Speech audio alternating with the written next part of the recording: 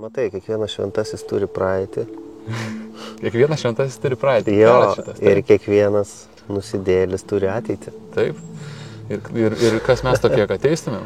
Nu va, eini tada į Dievo rolę, biški.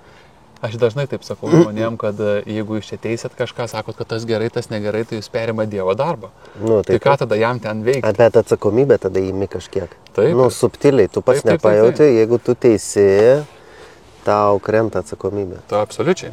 Tai ir kai mes padedam kitiems žmonėm, kažkokiu būdu prisimam jų gyvenimo problemas ar kažką sprendžiam. Irgi atsakomybė. Kalbant iš karminės pusės, tai pasimam nu, dalį. Čia, matai, ir mažajam princė rašo, kad jeigu tu susidraugavai su kažkuo, reiškia, nu, jau turi nešti atsakomybę. Kartu jau eisi. Jo. Nešti kryžių kitą. Taip, viskas. Tai va, tai labai smagu, kad sutikai pasikalbėti. Neturiu kažkokios aiškios temos, ką norėčiau iš tavęs paklausti. Bet, nu, yra sakoma, kad negalima kalbėti su niekuo, ypač su užsieniečiais arba nepažįstamais apie 3 temas. Tai yra sportas, religija ir politika. Okay. Ir mes iš esmės visada kalbame apie tas temas. Sportas, religija ir politika. Nu, prieinam kažkaip, jeigu giliau kalbam iki to. Politika irgi kažkodėl prieinam ir pasikalbam apie kažką. Tai aš nesakau, kad čia kalbėsim ar nekalbėsim apie tai, bet galim iš esmės nuo to ir pradėti. Nuo ko? Nuo sporto ar nuo politikos? Ar nuo religijos? Nuo sporto. Nesvarbu man, aš iš tikrųjų juokauju. Aš dėl sporto, tai aš mačiau, tu bėgioji, ne? Kažkur, ar bėgiodavai? Kažkada intensyviau. Maratonus, pusmaratonus? Jo. Maratonus bėgdavai? Taip. Wow. Jo, dabar tai tarsi tikslai kiti. Tikslai dabar yra tiesiog gal sveikata. Maratonas neduoda sveikatos, kiek aš žinau. Jis yra per sunkus ir per daug apkraunantis viską, jeigu gerai aš suprantu. Priklausomai, kaip pasiruošia. Bet visas pasiruošimas ir pats jo bėgimas sveikatos daug neduoda, ar duoda? Ištvermės, ten lavinimas ir panašiai yra gerai, bet kiti dalykai apsikrauna per daug organizmas, ar ne? Nu tai nėra natūralu. Organizmas organizmui nelygu. Toks dar dalykas yra. Ta prasme, kūnas kūnui nelygu. Yra vieni žmonės, kurie tiesiog sutverti ilgom distancijom, yra žmonės, kurie nesutverti tom ilgom distancijom ir jie to net nenori. Ta prasme, nes paprastai sunku. Dar yra netgi ne kūno momentai. Psichologinį ten aš manau. Jo, tai yra psichika. Ta prasme, nes ilgai distancijai realiai bėga smegenis. Po kažkiek kilometrų bėga smegenis. Kūnas atlaikytų dar daugiau. Bet protas, jisai nebenori, jisai priešinasi, nes jam nepatogu, nemalonu, kažkiek pojūčiai, dar kažkas. Bet principai yra žmonių, va dabar Tautvydas Grabauskas, jo, beras pavardė. Nu, tai yra dvigubas dekatlonas, tai čia gaunasi, jo. 78 km plaukti. 3600 km dviračių ir 844 berods bėgti. Bet čia su sustojimais. Nu, su kažkokiais sustojimais jam užtruko beveik 23 paras. Bet tai vis tiek yra, tarsi, tai ką tai reiškia nubėgti 40 km tokiam žmogui? Jo. Jam čia yra toks, pasivaikščiojimas. Pasiruošęs čia. Jo, va čia yra pasiruošimas, kūnas, aišku, irgi paruoštas. Tai jeigu kūnas paruoštas, maratonas nėra ta distancija, kur ten jau šakės. Bet aišku, jeigu žmogus nuo sofos nulipęs, jisai šiek tiek pabėgiojo ir bėga jau į startą stoja, tai tada jau... Aš pabandžiau 2 km kažkada nubėgti, nebėgęs, galvojau, kad mirsiu. Po savaitės aš bėgau 7. Nu va. Ir paskui galvoju, jeigu aš nuo 2 iki 7 galiu per savaitę nesitreniravęs, tai, pabegiojęs savaitę ant takelio ar kažkur, tai blemba, gal įmanoma ir 10. Tai aišku, o po 10 gal įmanoma 20. Po pusės metų, pavyzdžiui. Taip. Reikės tęsti šitą. O kokius maratonus tu dabar bėgi? Turime ne sporte, o gyvenime. Kažkokie vis tiek yra tikslai, kaip maratonas po 42 su biškiu. Ja. Ne? Kiek yra kiam 200? 106 ar 8. Okay. Nes aš kai sakau kiam 2, visi sako ne. Ir kiam 200 kažkiek. Ja. Nes tai yra svarbus, kaip suprantu. Nu taip, nes tai yra 26 mylios, principe. Tarsi kilometrus autogalas. Nu tai yra tikslas, ne kažkoks. Atbėgti šitą yra didelis tikslo pasiekimas, ypač pirmais kartais turbūt. Kokių tikslų dabar tu sieki gyvenime? Mano tikslai dabar yra tokie labai žemiški. Tarsi jie nebėra tokie ambicingi. Tarsi aš suprantu, kad vyras, jis turi turėti kažkokių ambicijų, jis turi Turisi turėti tikslų, tada jis tampa vyru, nes kitaip kaip ir ne. Bet iš kitos pusės, tarkim, mano dabar ambicija ir tikslas yra užauginti vaikus. Ir tai yra labai didelis darbas. Tavrasi, ir jis blogiausia, kas yra, kad tu už tai taurės negausi. Tarsi nesimato. Ir net medalio nieks neužkabins. Ir nebūtinai džiaugsis tie užauginti. Ir greičiausiai dar gausi kritikos. Ir teks ir tą dar priimti. Ir garantuoju, kad jos bus. Jo, ir čia yra toksai, tarsi tai yra toks. Man tai yra sunkiausias darbas. Tarsi, būt gerų tėčių yra būt blogų tėčių arba vidutinių tėčių. Daug o kas yra, kuo skiriasi geras tėtis nuo vidutinių? Daugiau laiko su vaikais praleidžia, daugiau dėmesio jam gali skirti, ar tiesiog, kad vaikai... Visi šitie dalykai, nebūtinai, tarsi yra visi šitie dalykai, kad vaikai myli, čia jau bus išdava, jie pasakys, ar jie myli tave ar ne. Papirkti pradžioje. Jo, yra. Paperka pusvalanduką per dieną, kas jau yra nemažai. Arba daiktais, arba... Ir tas sako, aš labai myliu savo tėtį, kodėl jis, geras buvo. Tai pačiai pradžioje net turbūt ir kokį nors saldainių ar šokoladą nupirkti. Ar saldumynų kažkokį. Bet eigoje, turiu menį, jo nebūdavo, bet jis viską mums suteikė. Tai toks, irgi svarbu, tai galbūt tėtis siekia tų tikslų kažkokių, bet jisai vaikais... Aš manau, kad svarbiausia yra, kokia tėvų užduotis yra svarbiausia, tai yra atliepiantis visų pirma, girdintis labai aiškiai, matantis periferiškai pastoviai. Tarsi ta trečia akis visada veikia, jinai visada įjungta, net dabar jeigu jų aplinkui nėra, mes kalbamės čia, vis tiek pas mane ta trečia akis yra. Viena ausis dar girdi. Jo, jinai yra.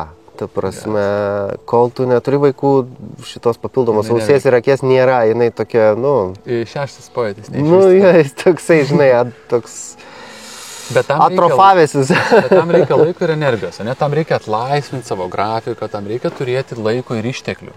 Be abejonės. Tarsi tam reikia netgi ir paaukoti, kaip sakant, ant laužo, žinai, daugą, galbūt net savo kažkokios ambicijas, karjerą labai didelę ir taip toliau.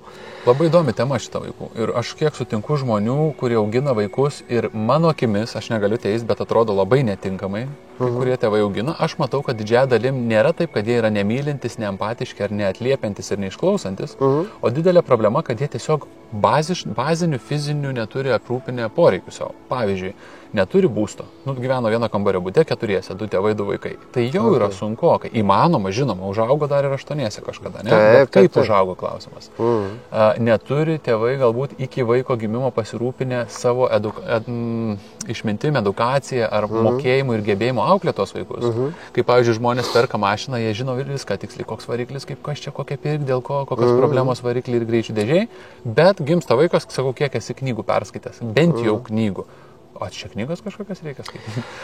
Žiūrėk, reikėtų, bet tai negarantuoja sėkmės. Absoliučiai ne, bet turime, jeigu domėjosi žmogus, kaip tai vyksta. Nes yra žmonių, kurie, tarsi yra žmonių, intuityviai. Yra močiučių, žinai, kurių karta jau turbūt išeina arba išėjusios jau yra.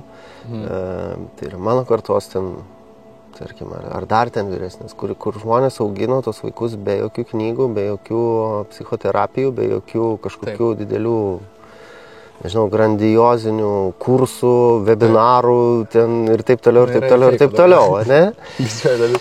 Jo, aišku, yra pridaryta traumų, yra pridaryta visokių niuansų, faktas, ten ypač sovietmetis, tai ten, baisu. Aš puikiai atsimenu savo vaikystę, kai per langus girdi, kaip tavo draugų, žinai, bičiuli, kažkas tėvas plaka, žinai, ir pats kartais gaudavai ir ne kartais, ir panašiai ir taip toliau. Tarsi taip buvo, taip mes augom. Ar tai buvo gerai? Ne, tai nebuvo gerai, mano galva. Aš manau, kad negerai. Tarsi tai buvo blogai. Mes tai priėmėm, išsisprendėm, mums okei, bet mes to netęsim. Jo, mes galim taip gyventi toliau, bet mes to netęsim. Ir viskas, aš tarsi net savo tėvam esu pasakęs, ne, aš taip neauginsiu savo vaikų, taip kaip jūs mane auginot, sorry, hebra. Jo, ačiū, kad užauginot. Tarsi, ačiū, buvo malonu, bet ne viskas buvo malonu beje. Kol išsak čia neklido.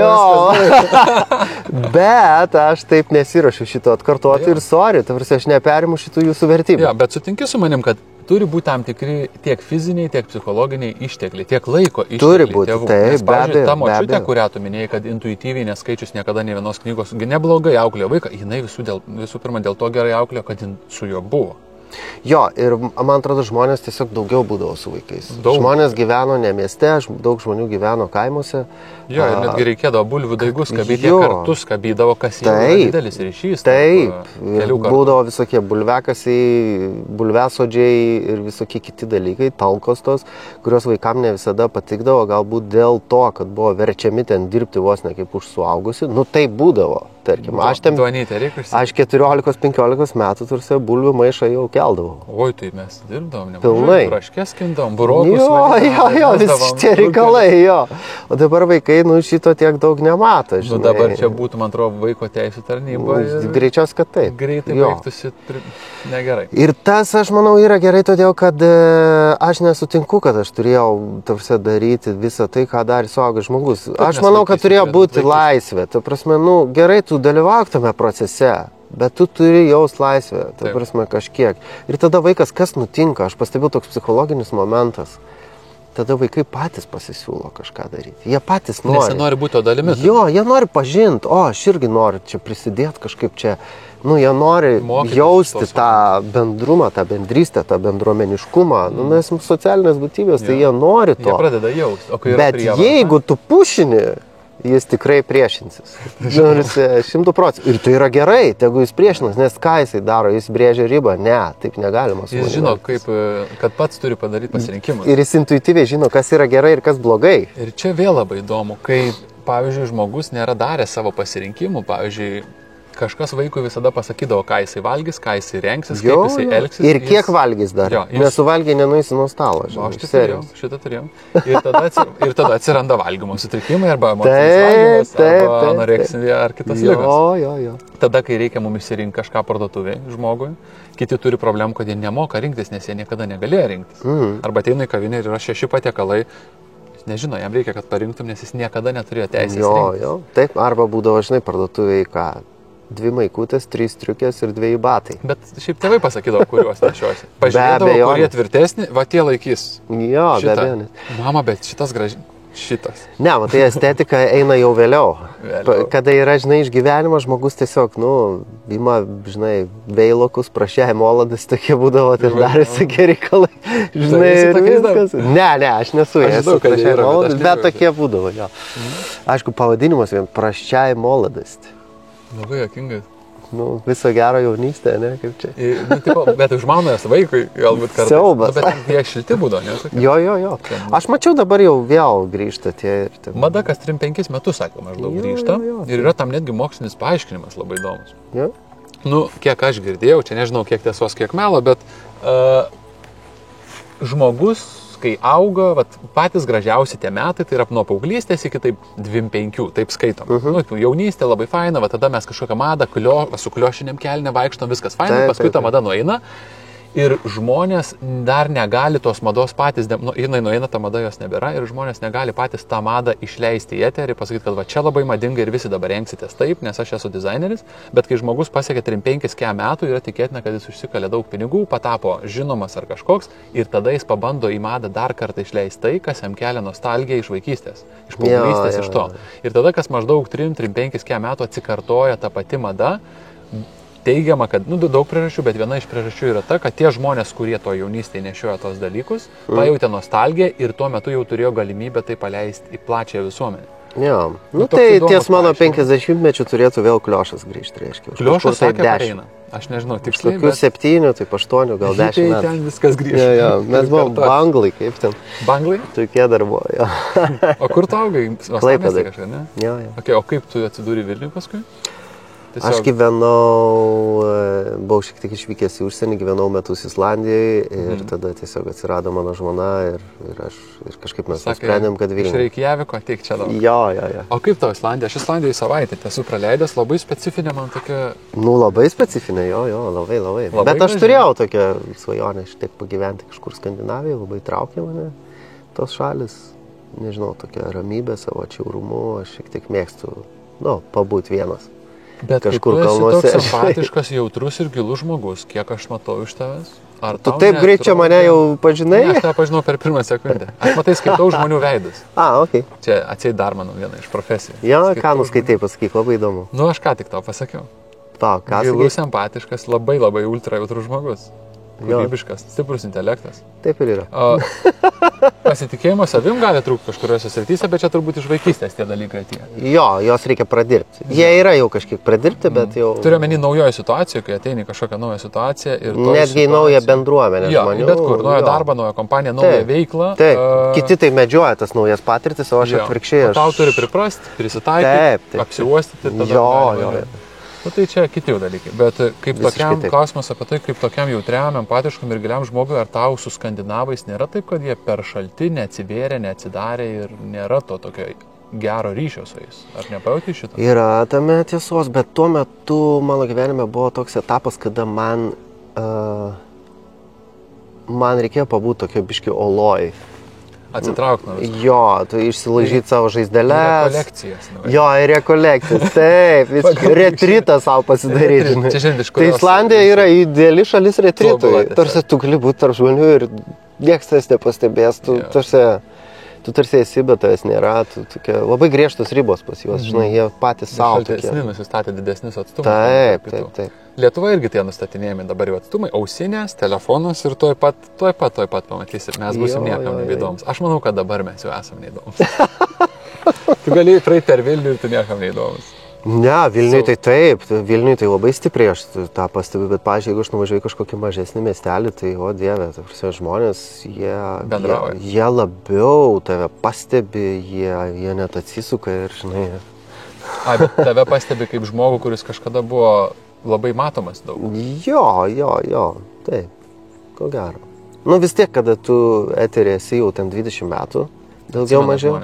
Jo, ir jie vis tiek tave fiksuoja, dar būna tokie, kurie... Kiti nežino netgi kas, bet atsimena veidą. Jo, bet labai... Čia šitas... O tau tas patinka dėmesys, nes neturėtų tau jis labai patikti. Ne. Matau, kad tu norėtum...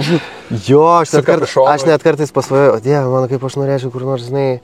Nu, faina, žinai, muzika, faina kūryba, man patinka labai kūryba, man patinka būti toj kūrybinėje energijoje, o kūrybinėje energijoje, reikia laisvės, nereikia tokio griežto, kaip sakyt, dienotvarkės griežtos, reikia truputį tokio flow, jo, tada iš to flow, tada tu gali kažką sukurti. Tai man tas patinka, bet tuo pačiu aš jau dabar kartais pagalvoju, aš visai norėčiau dirbti kokioj bibliotekoj. Kur nieks nemato, nieks nežino. Kur nieks nemato, niekas manęs nežino. Bet ten kūrybos gali nebūti. Bet ten kūrybos gali nebūti. Ir tada aš suprantu, kad ne, man reikia kūrybos, aš negaliu, taip žinai. Ir tada aš suprantu, kad dėl tos kūrybos aš galiu paaukoti. Šitą savo dalį, nors aš esu tas žmogus, kuriam tas dėmesys ne. Man nereikia. Bet tu buvai nemažai metų didžioji scenoje, dabar irgi tebesi scenoje, kuri koncertuoji. Jo. Aš kažkaip tave paskutinį... Ryt važiuosiu koncertuoti. Aš tave atsimenu, aš atsimenu tave iš 2 etapų. Vienas iš etapų tai buvo grupė Amber Life. Tai buvo čia prieš 14 turbūt metų, toks pikas labiau šitos grupės. Ir paskui tu kažkaip dingai iš eterio su šito. Tai buvau į Islandiją išvažiavęs. Tai buvo atsitraukimas. Jo. Ar tai buvo susijęs su kažkokiu tai persitempimu šitoj srity? Pavargimų, nuovargio ar šiaip iš esmės buvo visai kitoks muzikos pasaulis ir pats pasaulis buvo iš esmės kitoks. Nebuvo dar smartphone'ų, nebuvo Facebook'o, nebuvo YouTube'o. Ir tuo metu aš buvau labai populiarus. Toks Max. Ir aš buvau jaunas žmogus. Man buvo, aš 19 metų tapau hiper Max populiarus. 19 metų. Tu ką tik baigęs mokyklą. Labai sudėtinga turėtų. Tu turi kažką dar ten studijuoti ir tuo pačiu jau esi pasiekęs tai, ką žmonės pasiekė ten 40 metų. Arba niekad nepasiekė. Ir kaip tu tai... Tiek žinomumo, dėmesio į save ir taip toliau. Aš suprantu, kad tuo metu realiai iš dabartinio mano žvilgsnio man reikėjo psichoterapijos ir rimtos. Nes aš per daug greitai buvo. Per daug greitai tu esi ant labai didelės bangos ir per daug greitai viskas ir per daug intensyviai. Ir tie kokie 4-5 metai tokio, piko, jie buvo, tokie intensyvūs. Ir tai buvo, kaip sakyt, tas periodas, kada aš, nenori, turėjau kažkaip save ramint, žinai. Ir aišku, tuo metu, kas buvo. Alkoholis. Psichoterapijos labai daug nebuvo. Nebuvo, tai imi labai paprasta, žinai, psichoterapija. Tai yra pirki alaus butelį ir, žinai, ir apsiramini po koncerto. Jo, nuo tos energetikos didelės. Tiek dopamino ir tiek energijos gaunantys žmonių nulipti nuo scenos ir išeiti po einu miegoti yra labai sunku, aš įsivaizduoju. Be abejonės. Tai būdavo taip, kad tu atkoncertuoji, tarkim, kažkur Vilniuje, ne, tarkim, kažkur dideliai scenoje, važiuoji kažkur kitas dar koncertas ir tada grįžti naktį į Klaipėdą, ten yra kokios 3-4 ir tu dar ieškai kur su kuo pabūti. Visiškai pažįstamas jausmas, aš kai renginius kartais vesdavau keliams šimtam žmonių arba vestuvės netgi, kai fotkindavau, kur labai įsiaudrindavau ir tarp žmonių labai komunikuodavau ir baigęs vestuvės aš grįžtu namo, aš nenoriu miego dar. Aš dar noriu su tai žmonėm pabūti, su kažkuo kažkur nueiti ir nėra kur nueiti, žiūriu, kur čia nueiti. Labai įdomi. O kas tau buvo sunkiausiai tame visam, ką tu čia pasakoji? Ar būti tarp tų šou biznio žmonių, kurie yra, manau, labai intensyvūs ir biški kitokio charakterio nei tu? Taip. Ar tas dėmesys, kuris ateina pas tave išėjus į viešą erdvę? Ką buvo sunkiau atlaikyti? Ar abu buvo kažkokie? Nu, tarsi ir tą turbūt. Jo. Nes aš, matydamas tave, kaip ir minėjau prieš tai, jautrų empatišką žmogų, kūryboje tai reikalinga, šitos savybės būtinai, bet daug yra žmonių, kuriems sunku atlaikyti tą, kaip čia vadinti, tą šou biznio, šou ryklių, spaudimą, pinigų mašiną. Taip, aš visada jaučiausi... Ne ten, biškai. Nu, tarsi black sheep, juoda avis, žinai, šiek tiek. Tarsi aš buvau tas, kuris tiesos šiek tiek sakytojas, kuris... Ir kažkam tai turėjo nepatikti. Labai. Tarsi aš sakydavau, čia šūdas. Čia iš vis, čia nieko, čia jokios vertės nėra, aš taip net sakydavau. Ir dabar kartais pasakau, tu būk ko nori, tu gali surinkti kokią nori sceną, tu gali koncertuoti Vemblyje. Tai neturi vertės, realios. Tarsi tai turi kažkokią tokią iliuzinę tą vertę. Arba trumpalaikė labai. Nėra, labai trumpalaikė, tu toksai ferverkas esi, žinai, iššoviai kaip ferverkas, visi pasidžiaugia, paploja, o kaip fainiai ferverkai, bet visi pamiršo, kitą dieną eina į darbą ir viso gero. Tarsi tai neturi tokio... Išliekamosios vertės gal? Man žinai, ko trūko iš tikro, dėl ko aš dabar susiradau tokią veiklą, kuri yra mano tarsi, papildoma tokia veikla, bet aš tą patį pamačiau, kad aš tą patį pradėjau taikyti ir toj pop scenui. Tą patį pradėjau taikyti, apie tą patį kalbėti ir tą pačią žinią nešti. Aš pradėjau dainuoti mantras. Ir važiuoti per jogos centrus, ten susirenka iki kokių 40 žmonių. Arba festivaliuose aš tave visų Jo, festivaliuose. Mantras ir aš žiūriu ir wow, tai yra labai gerai. Ir man įdomu, kaip tu tai sujungi su koncertu po to. Jo, ir po to aš kartais važiuoju visai kitokį koncertą. Pavadinkim pop. Jo.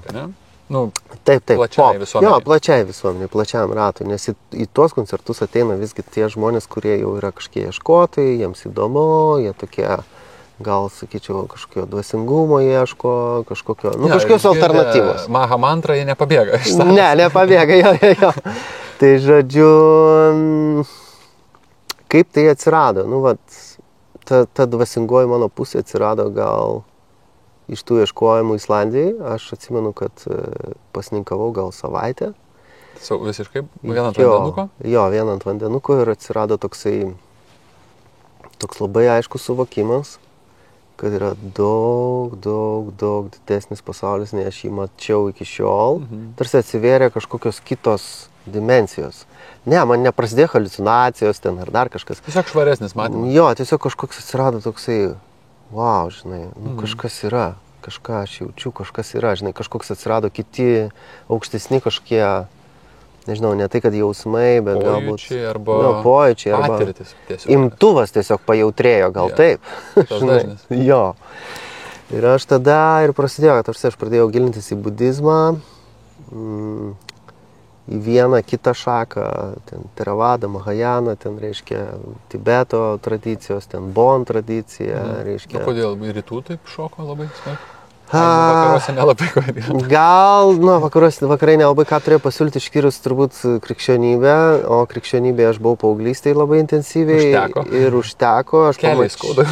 Jo, gal aš nenužeminu krikščionybės, jinai turi visas tas dalis ten, kurios yra reikalingos žmogui, dvasiškai tobulėti ten tikrai. Žiūrint, bet tų visų klėdų. Gal aš iš krikščionybės labiau rinkčiausi kokį nors ortodoksinį arba koptų greičiausiai kelią, kur, man atrodo, giliau, rimčiau ir tai yra vidinis toks darbas su savim, labiau ne ritualistinis, ne pavadinkim, socialinis. Tarkim, jeigu katalikų krikščionybė, ji vis tiek turi labiau socialinę tą tą momentą. Kam jinai skirta dabar tiesiog yra? Tai yra žmonėm, kurie gali sekti tiesiog aklai kartais Ir nuo žodžio sekti. Jo. Kažkodėl šitą religiją nėra taip Sekta, vadinama. ne? Bet nėra taip vadinama. Bet nėra. Ir labai gynasi O šito. kitas yra vadinama sekta. Taip. Tai čia ir yra tas. Su pirštų banimas. Jo. Tai va, tai tu Islandijoje radai kažką tokio, kas... Aš pradėjau domėtis po truputį. Atvedė iki Tapau vegetaru labai staigiai, ten, reiškia, visi alkoholiai ir kiti dalykai labai greit nukrito. Iki Islandijos man nukrito, kažkaip turbūt mane paruošė jau tam, Kad badaut reikės. Jo, kad badaut reikės. Jo. Ir tiesiog toks apsivalymas įvyko. Grįžau į Lietuvą, aš jau buvau, toks vegetaras, abstinentas ir tai atrodė, tuo metu dar šiek tiek toks keistuolis, žinai. Kas dabar jau nebeatrodo taip keista. Dabar iš esmės paliko mada. Jo, ir šiaip žmonės... Ir nebloga, viena iš geresnių madų. Jo. Visgi. Jo, taip. Ir šiaip žmonės, man atrodo, kad apskritai sveikėja. Tarsi yra gražių pokyčių, aš matau mūsų sociume. Tuo pačiu eina, aišku, paraleliai tie negražus, bet yra ir gražių pokyčių. Aš manau, yra tiesiog daugiau informacijos ir daugiau visko priimam, arba aš manau, kad stipriai žmonija liberalėja. Jo, ypatingai tai matosi tokioje konservatyvioje šalyje kaip mūsų. Taip. Kur yra daug, kaip aš sakau, homosovietikus žmonių tipo. Bet tai yra normalu, nes tai yra ta karta, kuri dar yra gyva ir mes negalim jų taip, žinai, sakyti, davai jūs čia kažkaip tai mirkit anksčiau ir mes jau čia toliau gyvenam. Atsisakot mėsos, dabar dar bus LGBTQ paradas. Biškai pažiūrėti, nes žiūri spalvingos vėliau. Jo. Davai jūs čia žiūrit visi ir viskas bus gerai, priimkit tai. Jiems sunku priimti. Jo, ir čia reikia suprasti. Bet mes, ne mes, turime jaunesnioji karta galbūt, arba vis jaunesni žmonės, jie daug liberalesni, aš matau. Absoliučiai, taip. Ir kai kurie gal net per liberalus. Jo, yra ir tas kraštutinumas. Ta blogoji pusė. Jo. Tai va, tai tiesiog pradėjau budizmas šiek tiek, tada aišku kažkokios, intensyvesnės praktikos atsirado, kažkokios meditacijos, kėlimasis 5 ryto ten ir taip toliau. Ir tai tave nuvedė dar kažkur giliau? Tada atsirado... Aš pabaigiau su budizmu turbūt ties zen tradicija, bet aš nesakau, kad pabaigiau, nes iki šiol aš ją vadovaujuosi gyvenime kažkiek ir ji man patinka, ypač mokytojo Thich Nhat Hanh mokymas, kuris nesenai paliko šį pasaulį. Tai buvo vietnamiečių budistas vienuolis. Aš Saną skaičiau, man šitas labai įdomus bičias buvo. Jo. Zen kompasą, kuris... Jis parašė Zen kompasą. Jo. Ten toks mind tricky. Kažkas sako, kad labai sudėtinga knyga, man viena lengviausia knygų kažkodėl pasirodė. Labai aiškiai parašyta. Ganėtinai jo. Tai Thich Nhat Hanh'as man pasirodė tas, kuris gal dėl to atliepė, nes jisai labai empatiškas. Toksai, kur iš to zeno tradicijos, sakyčiau, toks empatiškiausias mokytojas, nes jie labiau yra tokie... Žinai, tokie... Su lasda būna. Jo. Su lasda problema. Zen lasda, žinai. O Thich Nhat Hanh'as labiau man toksai, tas, kuris galbūt, sakyčiau, kur yra budizme irgi ta atjautos, tas momentas, ne? Tai pas jį labai daug to, akcentas ant to ir dėl to galbūt man taip surezonavo. Vėliau aš atėjau į bhakti tradiciją taip staigiai ir per bhakti tradiciją irgi ėjau bhakti jogos, sakyčiau, gal laipsniškai per kelias tokias šakas, kol daėjau kol prasidėjo kelionės į Indiją. Tai Vrindaunas nuvaikštas. Ir Vrindaunas, Radakunda, ten ir taip toliau. Ir daėjau į kitų jau tradicinių gilių, kaip sakyt, linijų, kurios ateina iš kartos į kartą. Yra kraujo netgi linijos, kur labai ten gyvos ir ta tradicija labai gyva, ten tų vakariečių yra labai mažai. Ir iki to reikėjo... Nes ten, kur vakariečiai, jau dažnai būna kažkas biški pavakarėtinta. Taip. Tai ten jau yra labai atsijota, tarsi jeigu pasakytumėm, jeigu krikščionybė yra, tarkim, katalikai, protestantai ir, tarkim, kokie nors ortodoksai arba koptų ten tradicija, kur iš vis ten dykumų tėvai, ar ne, tie vadinami, ar ten Ato kalno vienuoliai, tai greičiausiai būtų taip, kad yra bhakti jogo irgi yra tas pats. Yra Eisi Bhakti Vedanta Svamio Prabhupados tas judėjimas, ne, žymusis, kur visam pasauliu, tai sakyčiau, čia tokie katalikybė, kur misija, kur spread, kaip sakant, skleisti, taip toliau. Misionieriai, jo. Vaišnavų misionieriai, taip. Tada yra ten Gaudija Mat, kurie, sakyčiau, yra tokie protestuojantis dažnai, kad ne tik misija, reikia ir su vidum dirbti ir taip toliau. Ir tada jau yra, sakyčiau, tos tradicinės parivaros, kitaip vadinasi, arba tradicinės šeimos. Kurių ne kiekvienam priimtina ir mažesnis ratas žmonių. Jo, ten jau yra atfiltruota labai ir visko jau, dar susiaurėja viskas. Tai kol kas esu ten ir ta tradicija mane užpildo ir, tu prasme, aš matau ten prasme, matau, kad tai yra ganėtinai dar ezoteriškai, iki Lietuvos mažai kas daėja, bet jau irgi ateina ir ateina žmonių, kurie į tą tradiciją gilinasi. Tai yra, aišku, pagrinde tokių 6 Vrindavano Gosvamių palikimas ir jų ten literatūra, kuri labai tokia ezoterinė. Sunkiai skaitosi. Sunkiai skaitosi, ne visiems. Tai yra vertimai iš sanskrito geri? Jo, yra anglų kalba, lietuvių kalba mažai, dar nieko praškai. Ne, lietuvių nėra, lietuvių praškai nėra, anglų kalba yra, rusų kalba šiek tiek yra, bet aš rusiškai sunkiai skaitau, tai pas mane viskas angliškai. Ir tai yra padaryta, tų žmonių nuopelnų, kurie tiesiog išvertė. Tiesiog išvertė, ten gyvena, tarp jų būna ir tiesiog išvertė ir patalpino, bet tai dažnai netgi tos knygos net nespausdintos yra, o tiesiog sudėtos ir kas nori gali prieiti. Užauka. Jo. Visiškai. Nepopuliarioji psichologija. Jo, ten jau taip giliau viskas taip. Tai mes pradėjom sportų, biškį apie sovietmetį. Iki religijos daėjom. Ir daėjome iki religijos.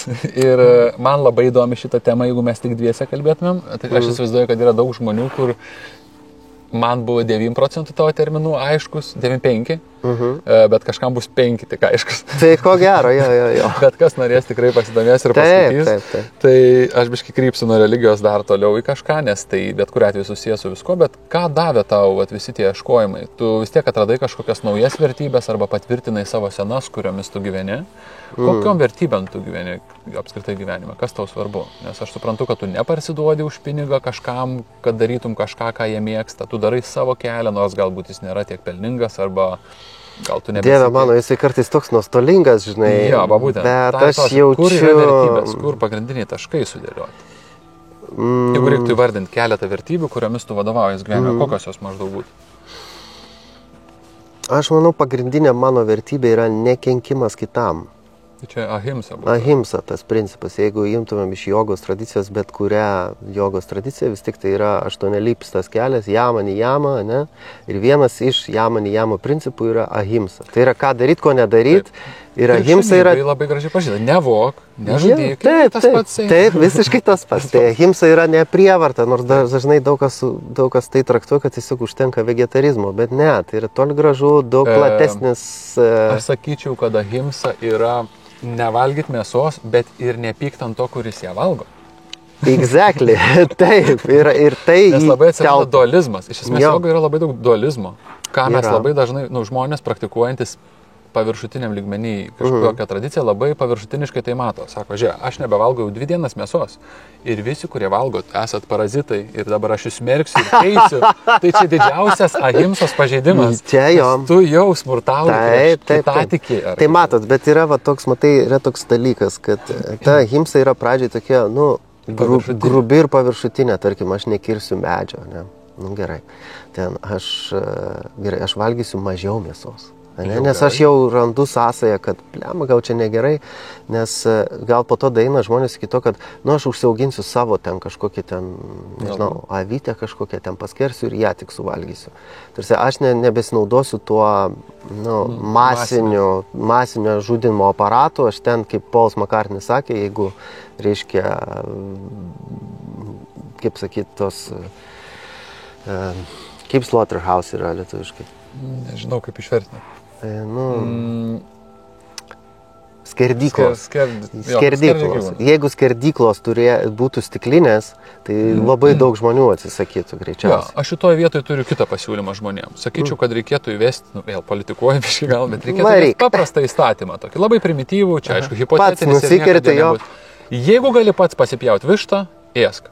Jo. Mogi pasipjauti kiaulę, pasipjauk ėsk. Jo. Aš nebevalgau tada, nei vištos, nei kiaulės. Jo, nes aš negaliu pats. Ir žuvis tau ją neduoda neišdarinėtą filė, nes tada tu net nematai, kas ten yra. Vaikas nemato, iš kur mėsa atsiranda. Jo, nes jis nusiperka tą pakuotę ir viskas. Taip, vaikui duodi žuvį, netgi pasigauti pats turi. Nu, pasigaus, uždės tėvas ant meškerės ten kabliuką, uždės bulkos arba pasigaus tikrai. Pasigaus, bet kai ją reiks nukilinti, kai ją reiks išdarinėti ir bėgs kraujai ir jinai judės, jis sakys, čia mes įvalgysim, aš nebenoriu. Arba duodi vaikui triušį auginti. Jis augino 2 metus, sakė, dabar mes įpjausim. Sakys, nepjausim mano triušį. Ir jis nebevalgys mėsos. Taip. Aš nieko neskatinu kažką valgyti ar nevalgyti. Jo, čia tiesiog loginis priėjimas. Jeigu reikėtų netgi man, aš dabar nevalgau kurį laiką mėsos, bet tai kartais valgau, tai nevalgau. Yra tokių etapų. Jeigu man pačiam reikėjo pasipjauti, aš 100% nevalgyčiau. Nu tai va. Tai žodžiu, čia yra tokia grubi ta ahimsa, neprievarta. Toliau eina dar subtilesnė. Ta prasme, subtilesnė jau būtų, kada aš ne tik, kad nevalgau, bet aš kažkaip stengiuosi su žmonėm bendrauti taip, kad aš nesukelčiau jame kančios aspekto.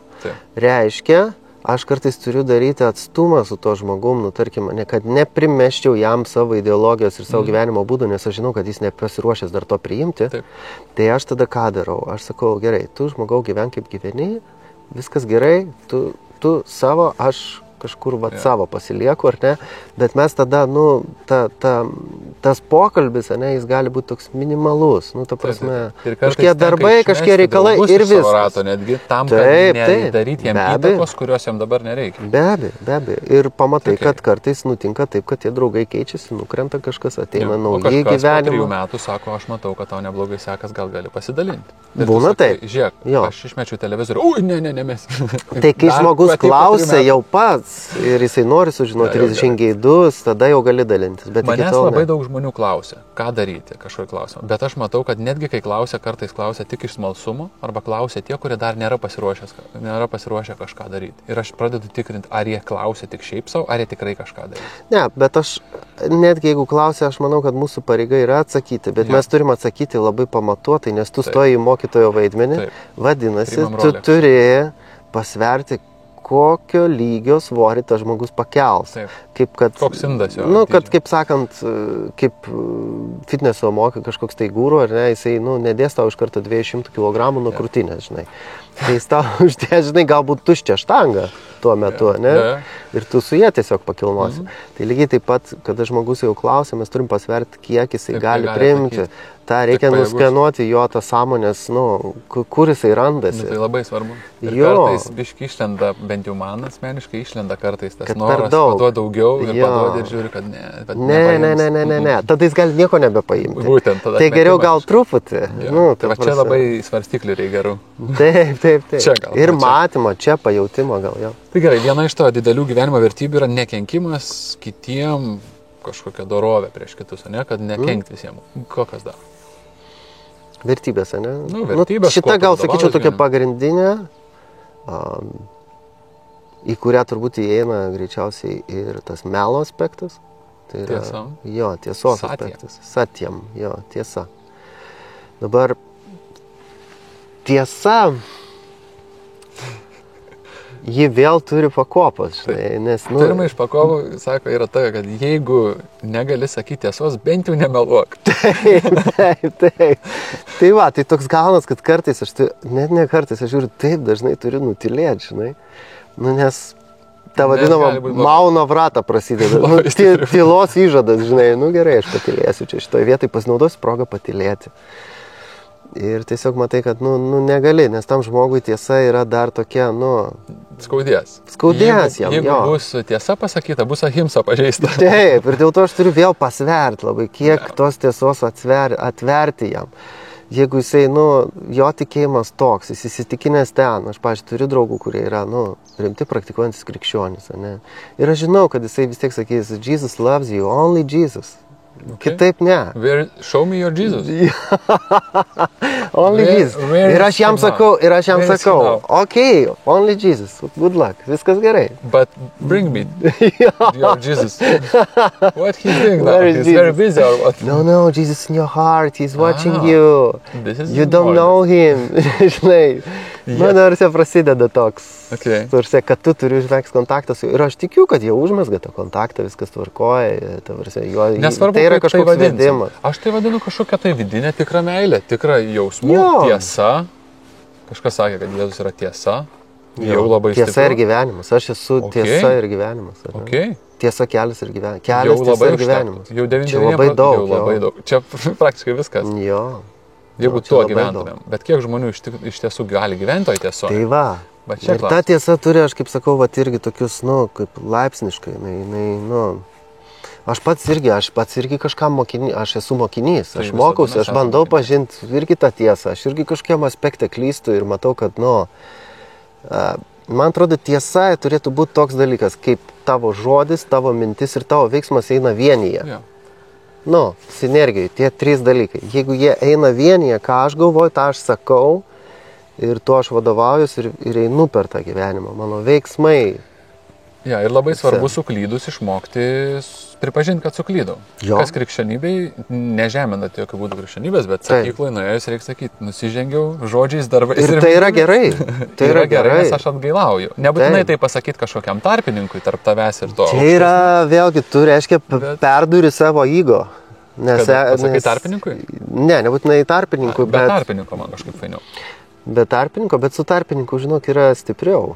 Kai yra tarpininkas? Ypač su tuo, kuriam tu nenorėtum, kad jis apie tai, Aha. kad jis žinotų apie tave tai. Gal. Arba, pavyzdžiui, jeigu tavo nuodėmės būtų ištatuiruotos ant kūno, jeigu matytųsi. O, čia nebloga būtų. Įsivaizduok, priemonė. matytųsi, vad kažką padarai ir matosi. Nu, kai kur yra, už vagystę kerta pirštą. Nu, Ir šiaip neblogas.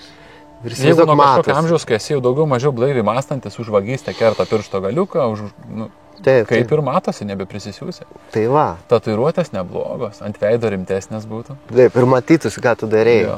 Kiti tatuiruojas, Au, ašarų čia- porą, žinai. Jo. Meksiko kalėjimas, ar tu?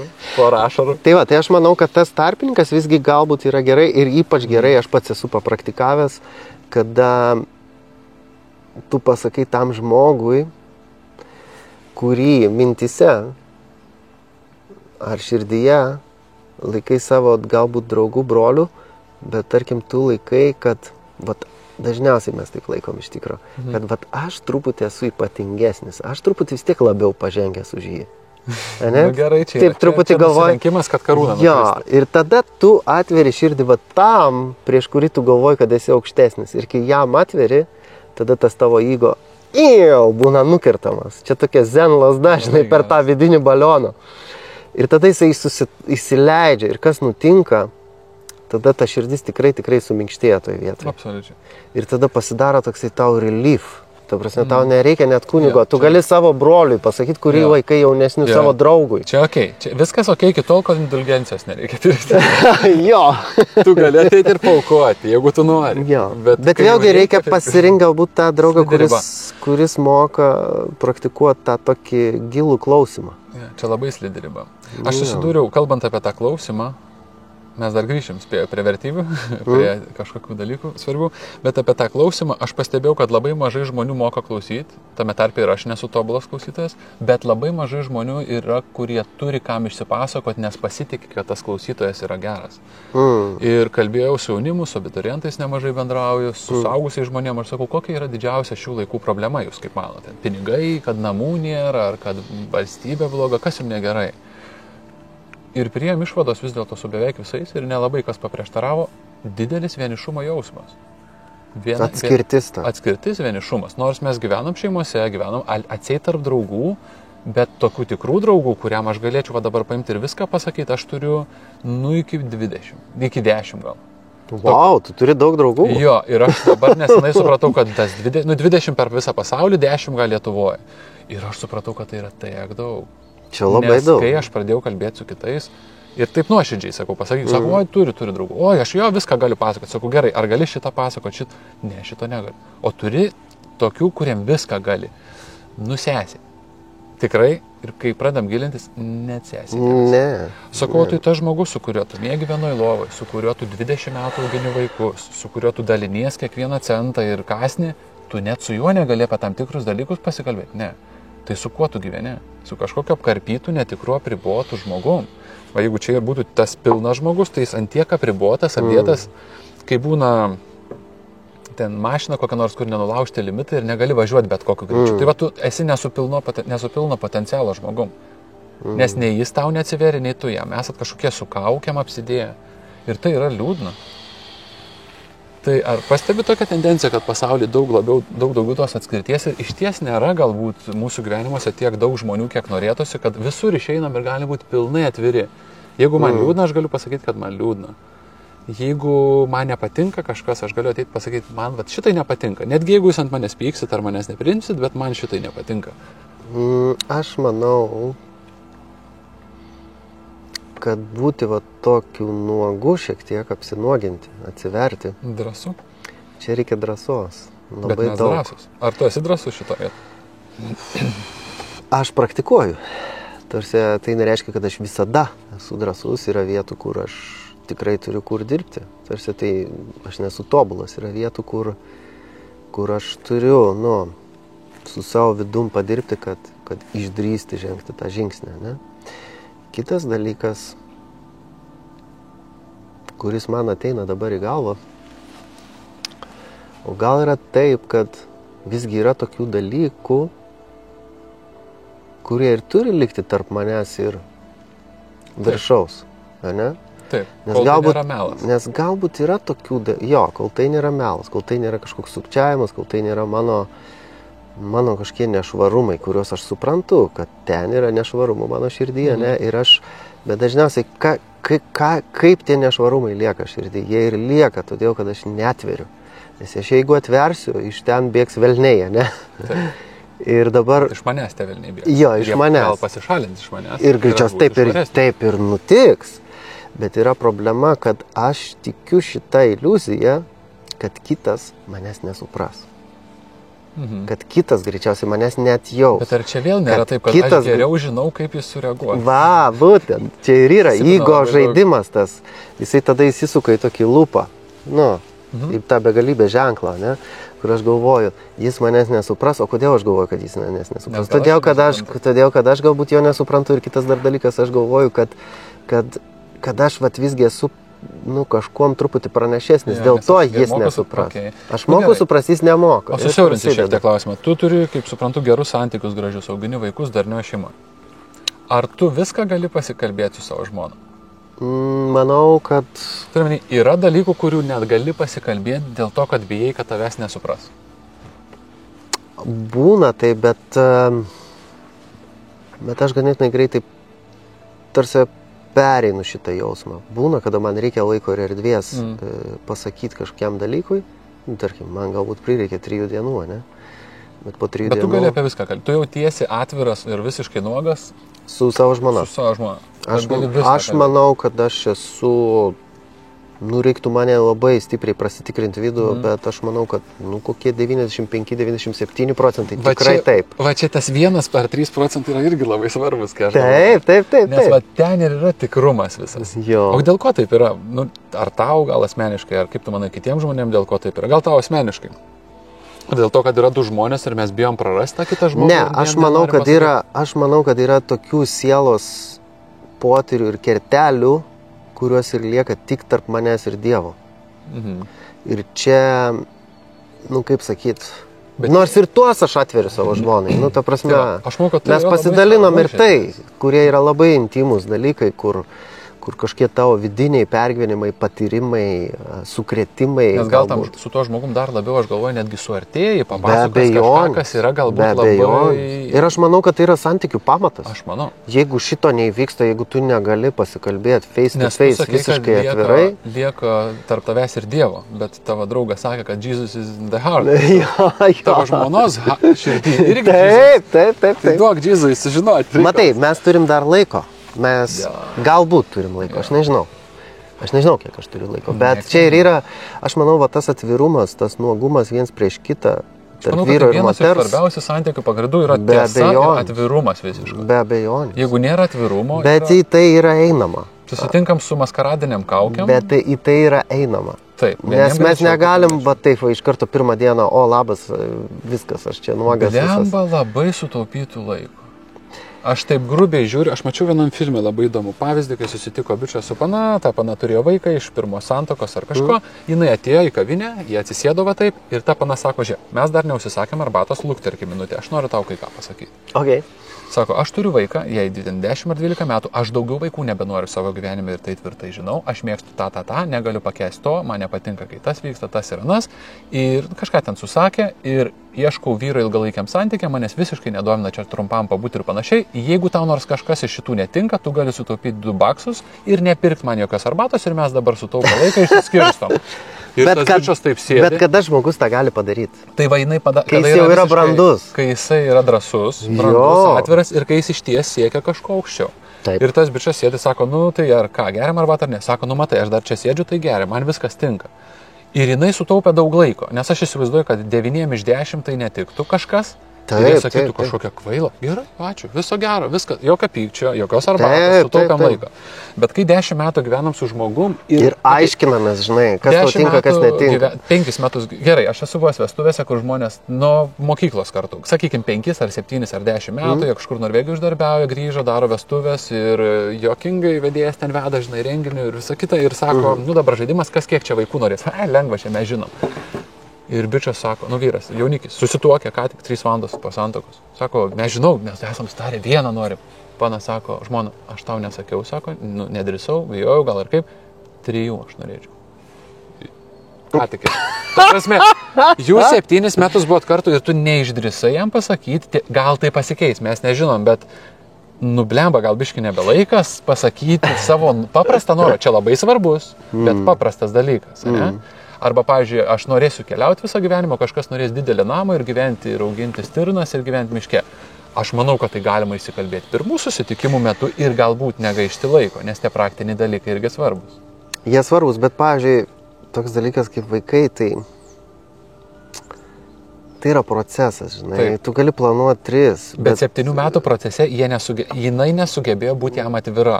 Aš sakyčiau, tai yra negražu. Jo, čia tas momentas, bet dabar aš galiu pasakyti, kad jos ta nuomonė irgi gali keistis, todėl kad jis susilaukus 1-2 vaiko, žinai, to 3 gali ir jau nebenorėti. Absoliučiai, gal po 1 sakys, o Dieve, teisus tas. Jo, gal ties vieną ir sustok. Bet aš turiu minį patį nuogumą, čia nebėra nuogumo. Taip, čia pats principas, aš pagaunu. Lyg ir viskas sugriuvo jau, negražu labai, nes bičas atsisuko ir taip, nu tikrai susitrigerina labai ir man... Ir kiti taip truputį... Jo, ne jau kitą akimirką.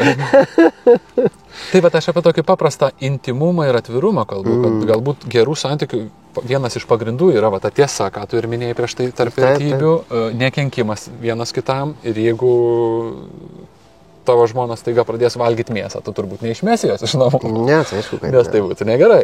Bet iš esmės nekenkti kitam, nesikišti kito gyvenimą, duoti jam laisvę. Bet būti pačiam atviru visų pirma su savim ir su to kitu. Taip. Aš manau, kad tai labai svarbu. Bet čia jau yra branda, ne visi gali tą padaryti. Aš labai mažai sutinku žmonių, kurie taip pilnai atvirai gali būti atviri. Va dėl to tarp tų 10 ar kiek ten aš minėjau 20 žmonių, jie man yra daug brangesni už viską. Nu, super. Tai retai kas turi tokių, aš manau. Čia didelė vertybė. Ne, 10 draugų turėti, su kuriais gali... Tokių, su kuriais gali kalbėti viską. Bet viską, ta prasme, absoliučiai. Wow. Aš tiek neturiu. Nu, aš juos surinkau kažkaip, man pasisekė iš tikrųjų. Aš taip galvoju. Bet gal tu dirbai ties to? Nu, aš plemba 10 metų ieškojau, 15. Keliavau po visą pasaulį, ne tai, kad ieškojau eidamas kažkur, bet buvo intencija tokia, turėti žmonių, su kuriais man gera. Pirmiausiai, su kuriais aš galiu būti save, jo, apsidėlioti save, kad tu būtum... Jo, kur ir jie gali su manim gerai jaustis ir aš. Šiaip tai čia labai faina idėja, gal ir man reiks ties to padaryti. Nu, aš dėliaus, nes aš pamačiau, kad tai daug svarbiau, nes aš galiu, man namas gali sudėkti, mašina gali sudaužyti, telefonas gali sudužti, jo, čia viskas okei, bet aš ateisiu visada pas to žmonės, ar jie ateis pas mane ir kur mes bebūtume, mes galim būti čia ir dabar. Man tai yra tikra. Jeigu man reiktų vertybę savo įvardinti, aš sakyčiau, kad irgi tiesa bus pirmoji turbūt, nėra pirmos, antros vietos, bet tiesa, visiškai tai, kas tikra, kad nebūtų jokio feiko. Jeigu mes čia esam, tai mes čia esam, čia tikra, mes dabar tikri, nebandom užsidėti kaukę, pasislėpti ir panašiai, čia irgi susijęs su tiesa. Nu ir ta meilė vidinė, ne ta aistrinė, ne kažkokia, jin gali būti ir aistrinė, viskas okei, bet meilė vidinė viskam. Taip. Meilė gyvenimui, meilė savo, meilė pažinimui, žingeidumas. Nu, noras augti gal. Jo, ir tai čia, jo, ir tas žingeidumas. Ir šiaip kartu santykiuose irgi labai svarbu noras augti, kad kartu norėtų augti, nes jeigu vienas kažkur tai, žinai, lekia kaip strėlė į viršų, o kitas sako, ne, palauk dabar čia. Labai sparčiai tas vyksta pas mus, aš pastebiu. Nu, vien siaurai paėmus. Tada išsiskiria dažnai. Visi šitie festivaliai, kuriuose mes kartais susitinkam ir panašiai, jie labai greitų tempų, sakyčiau, pradinuką, sąmoningumo turistą. Jo, geras išreiškimas. Dvasiniai turistai, aš jau sakau. Nu, bet viskas sakei, visi nori atvarom į festą, pabandom 7 praktikas, biški jogą nueinam, biški rebefingą, biški Hare Krishna pagėdam ir panašiai, padarom kažką. Jo. Ir tai yra mergina atvariusi 25 metų ar 3 metų į festą ir jin grįžta namo, bičiui sako, žiūrėk. Dabar aš pasakysiu, kaip mes dabar užsiimsim tantriniu seksu. Jo, dabar bus tantrinis seksas. Pasižiūrėk internete, kaip tai atrodo. Ir pasižiūrėk, sako, okei, varysiu. Kaimynką tu pakviesi, ar man pasikviesi. Sako, ne, tu nebuvai feste, tu nieko nežinai, aš tau parodysiu. Pirmiausiai kvėpuosim. Tada tu turėsi išmokti lotusą atsisėsti pilnom. Jo. Padmasaną privalom. Ryte vakarę medituosi, 5 kelsies, kiaušinių nebevalgys. Siaubas. Ir tada, tarsi, ta mergina kopečiom staigiai šoktelė į viršų, kad ir pradiniam lygmenį, bet šoktelė iš 1 klasės į 7 ir bičio sako, blemba, kažkas sėš. Jo. Ir tai labai dažnai pastebi. Nu, dažnai būna, tai visgi merginos pradeda šitą dalyką. Ir čia dažniausiai ir būna kaip beriokšt, nes jeigu vyras, tada lengviau, nes moteris kaip pupė, jinai prisitaiko. Jeigu normalus vyras, jis ima už rankos ir sako, ar nori eiti su manim. Dėl to ir yra, kad moteris teko, vyras veda. Taip, būtent iš to yra atsiradę. Jo, nes vyro pagrindinė pareiga yra vesti moterį. Blembas. Vesti per gyvenimą. Jis turi eiti priekį. Tu sakai, aš sutinku absoliučiai su tuo. O kaip jis eina priekį, prisimdamas atsakomybę? Absoliučiai. Jis ima ant rankų, kaip jeigu Šyvos istoriją pažiūrėjus, tai jisai ima ant rankų parvatinę ir neša. Sako, aš paimu tave nešti. Tai per vestuvės per tiltą, kai nešo. Taip, sako, čia simbolika, taip. Aš tą perni, bet aš nešiu ir per gyvenimą. Ir tavo rūpesčius. Ir labai dažnai nutinka taip, kad, kaip sakyti, tai, ką neša moteris, matosi. Tai, ką neša vyras, ne visada matosi. Taip. Ir tada toks nutinka, kad, būna vyrai perlūžta. Taip. Kai jau neša, žinai, ir jau daugiau moteris bando nešti. Bet dabar yra tokia tendencija, kad moteris bando nešti. Aš gyvenime buvau 340 vestuvių. Okay. Man tai pavyko. Vienuose kaip jaunikis, 3 kaip liudininkas. Ir džiaugiasi, kad šios vestuvės ne tavo, jo? Jo, ir dar 303 kaip fotografas. Okay. 80%, nemeluosiu, galėčiau suskaičiuoti tikrai, 8% moteris veda. Ar dabar tokia, dabar tokia tendencija. Čia buvo, bet akivaizdu, kad ten vyras užmokėjo šaibos už vestuvės, vyras užkvietė mašiną, iš tikrųjų moteris paskambino tai mašinai, iš tikrųjų jin pasakė, kaip viskas bus. Čia moterų šventė, kiti sako, nuleidžiu ant šito irgi. Kas liečia estetiką, viskas tai tikrai moterų. Bet aš matau, kad jin dominuoja kiekvienam žingsnį, jin pasako, kaip tu darysi, ką tu darysi, ir aš matau, kad jin visada dominuoja. Ir tas vyras tada tampa arba vaikų dar vienu, arba tokių pastumtų biškį į šoną. Ir tada moteris kreipiasi mane kaip terapeutą, ar coacherį, ar konsultantą, sako, mano blogi santykiai su vyru. O tai kaip taip yra, jisai nieko nenori daryti, bet jeigu tu viską už jį padarai, kodėl jis turėtų kažką daryti? Jam labai patogu sėdėti ant sofkutės ir žaisti su PlayStation. Taip. Tai kaip išsiauklėjai, taip turėsi. Jis nieko nedaro namie. Tai o kam jam daryti, jeigu viskas padaryta? Natūralu. Ja. Ir labai nemažai. Šita tendencija labai įdomi. Dabar taip, kažkaip tai apsikeitimas toksai, vyrai moteriškėja, moteris vyriškėja. Labai stipriai. Ir aš su moteriam kalbu, sako, nėra tų rimtų vyrų daug. Nerandam, ta prasme, norėtume, bet jie arba jau užimti, nes jos kažkas paėmė. Bet kaip jos šneka, kažkas juos paėmė. Jie paėmė jau. Aš Islandijoje, pamenu, susidūriau su tuo, nes ten yra įprasta, kad moteris, moteris vyrą ima. Bet ten ir moteris turi. Jos ima, žinai, ir viskas. Iš bokalo dedas. Tai, žinai, Blemba, žinok, ir čia ima. Nuoširdžiai aš tau pasakysiu, moteris. Čia ima, va. Gal tai ne taip akivaizdu. Tai vien pati pradžia jau reiškia, jau nusitikimas yra negeras. Bet moteris... Nes moteris turi tai ir būti ta, kaip sakyt, kvepėt kaip gėlė, kur aplink ją, žinai. Jie turėtų viliuotą, ne to kvapų pavadinkim, kaip gėlė. O vyras turi atskrenda. taip. Turėtų tai būti. Gal taip ir yra, bet moteris praktiškai bet kuriam vyrui, kuris biškis silpnesnis, gali rodyti tokį dėmesį, kad jisai ims ją. Tai aišku. Bet vis tiek tai bus moteris, ji Paėmė. Taip. Kitu atveju vyras turėtų imti, bet čia vėl labai įdomu. Jeigu man šiaip nepatinka ta žodis, bet kad jau pradėjom, tai naudokim. Sakykim, vyras, kuris yra stiprus, jis ims moterį kažkokį. Ką reiškia ims? Jis atėjo ir rodys jai dėmesį savaitę, dieną, mėnesį, metus. O kai užkariaus, užmoviau, tai paėmiau jau mano karalystė, sako, žiūrėk, va čia ir čia dabar tu gyvensi ir dabar pasakysiu viską, kaip tau daryti ir tu darysi dabar. Tai čia, čia toks irgi kažkaip. Taip. Čia toks netgi narcisizmas šiek tiek. Ir yra to irgi šiek tiek. Ir moterim labai patinka, kai jas ima. Nes pirminėme etape tai atrodo taip fainai. Nes pažiūrėkime, musulmonų tradicija, labai daug vyrų lietuvės ar, šiaip mūsų slavų kultūra visą labai mėgsta musulmonus, nes jie pirmą dieną jau ten žiedai, grandinėlės, gėlės, dėmesys, jos niekada tokio dėmesio negavo. Taip. Ir staiga savaitę laiko gavo dėmesio, po 2 mėnesių susitokė, po 9 mėnesių gimė vaikai. Nusivežė į Maroką. Po 2 mėnesių dingo vaikai. Negalima juoktis, bet iš esmės taip įvyko dėl to, kad pradinėme etape mūsų lietuviai yra konservatyvesni ir nemoka imti, o tie moka. Taip. Bet čia, žinai, nėra kažkokio galbūt vieno recepto, aš nežinau, ar... Ne, žinoma, kad nėra. Matai, kaip jūs susipažinot su žmona? Mes buvom pažįstami, nes jį ėmė interviu iš manęs, jį dirbo televizijai, o vėliau mes tiesiog susirašėm. Bet kai ėmė interviu, jau buvo kažkokia kibirkštis, ar tai buvo totaliai draugiškas pokalbis? Ne, draugiškas pokalbis, nebuvo kibirkšties tikrai. Kada buvo klikas, kai... Kad buvo draugiškas pokalbis, aš žinau, kad čia toks žmogus, jis žino, kad čia toks, kada tu pajauti, kad buvo klikas kažkoks. Kad galbūt tai gali peraukti kažką daugiau. Kada, aišku, gavau kažkokį atsakymą, nes mes pradėjom susirašinėti. O dėl ko jūs pradėjote susirašinėti? Aš čia inicijavau tai. Ai, tu sakai labas, kaip... Bet žiūrėk, kažkoks draugiškas buvo, intencija buvo draugiškas susirašinėjimas? Ne, tikrai ne. Aš tikrai tuo metu elgiausi kaip alfa patinas. Ai, tu tiesiog parašai žmogui, kuris tau kažkaip imponavo, patiko? Aš tiesiog pajutau, kad kažkas, nežinau, toks netgi karminis, gal kažkoks ryšys iš praeities. Toksai... Visiškai nebūčiau atspėjęs. Aš matau tavo žmoną kaip visiškai dominuojančią šeimoje. Mes su žmona kalbam apie tai, kad mes turim tikrai iš praeities labai daug dalykų, kur akivaizdžiai matosi, kad mes...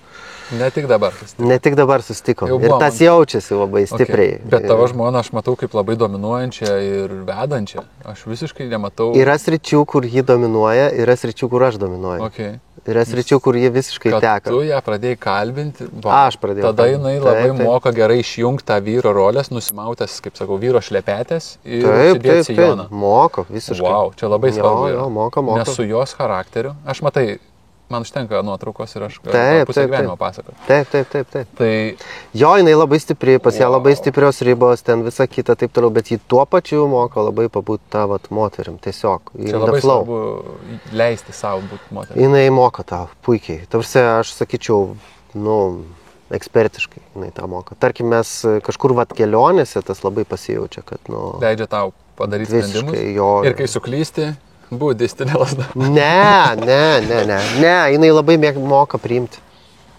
Tarsi pas ją, kalbant apie mano jinai tiesiog moka priimti labai ir labai tas dėkingumas pas ją išreikštas. Nes kai aš matau jos charakterį, mes ne apie ją dabar, bet trumpai, tokių moterų kaip jinai, kai aš matau charakterį, kur yra visiškai savarankiška, dominuojanti, valdinga, netgi ir gali tai daryti sėkmingai, taip. Mokėti, nusileisti ir priimti kitą žmogų ir klausyti jo nuomonės arba leistis būti jo vadovaujamai kažkuriuose srityse. Taip. Yra didelis darbas. Žmona mano, pavyzdžiui, visai nesenai pasakė, sako, eik tu, sako, kaip gerai, kad kartu važiavome į Indiją, sako. Kaip gerai, kad tu buvai, nes, sako, buvo vietų, kur jinai viena šiek tiek pabuvo, ten 2-3 minutės. Ir jinai iškart suprato, sako, ne. Bet čia saugumo klausimai kažkokie. Bet labai konkrečiai jinai tiesiog ėjo įsikibus ir viskas. Ypač visuose dvasiniuose dalykuose, visuose tose, kaip sakyt, praktika, ten tas, anas, netgi vegetarizmas tas pats, mes susipažinom, ji nebuvo vegetarė, bet iškart priėmė šitą, kaip sakyt, vadinkim, vertybę, ne? Toliau visos dvasinės vertybės, visos mūsų šeimoje, jeigu taip atvirai kalbant, kabo ant manęs. Tai šitoje vietoje Tu esi vedu vedlys aš. šitoj vietoj. Jo, bet jeigu taip žiūrėti iš rytų filosofijos, vyro pagrindinė užduotis ir yra.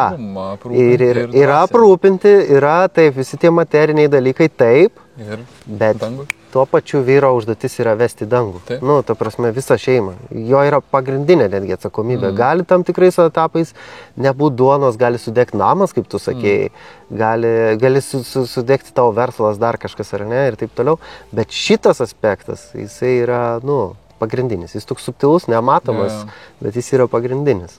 Kraukite turtus danguje, o ne Jo, žemėje. taip, Kur taip, rūdis ir kandys Jo. gali sėsti. Taip, Kažkaip taip yra. Jo, čia Jėzaus pamokymas. Labai fainas, beje.